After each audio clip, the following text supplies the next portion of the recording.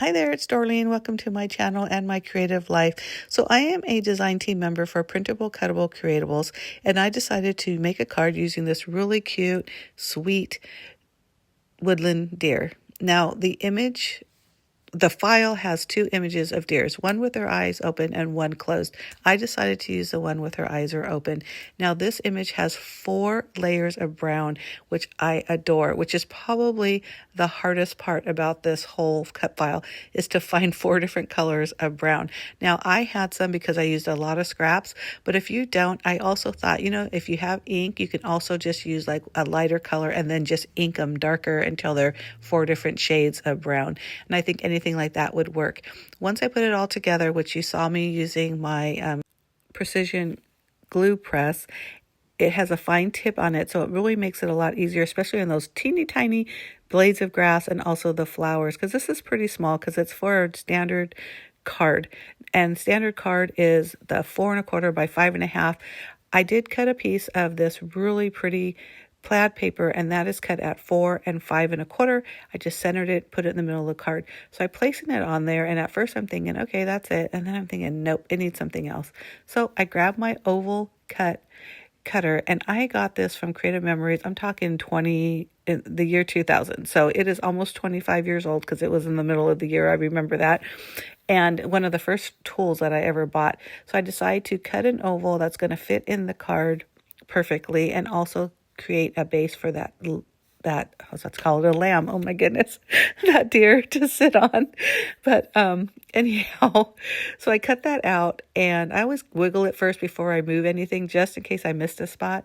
So you saw that little wiggle there. So I'm putting everything on there, and I still feel like, it still needs something else. So at this point, I'm going to grab a white ink pen, and I'm going to put an ink or a border around the whole thing using a white ink pen. And even then, I think I need something else even besides that, and you'll see in a second what that is. Now, I wanted to mention the Printable Cuttable Creatables design team, and as a design team member, I am able to offer to you a 15% off discount for any purchase on their website, and I'll have that code in the information box, as well as a link to my blog, which will give a bunch of information, and also a link to their website.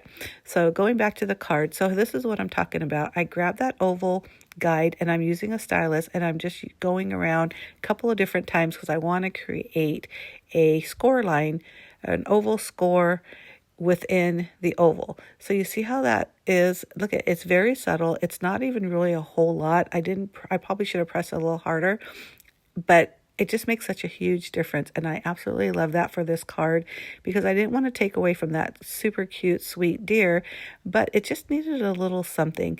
Now, the good thing about being a crafter is you kind of know, if you're a crafter, sometimes just a little splash here or little lines there, something just very small, subtle, makes a huge, huge difference. But also, as a crafter, you also have to be aware and also beware of not doing too much. You have to kind of know when to stop.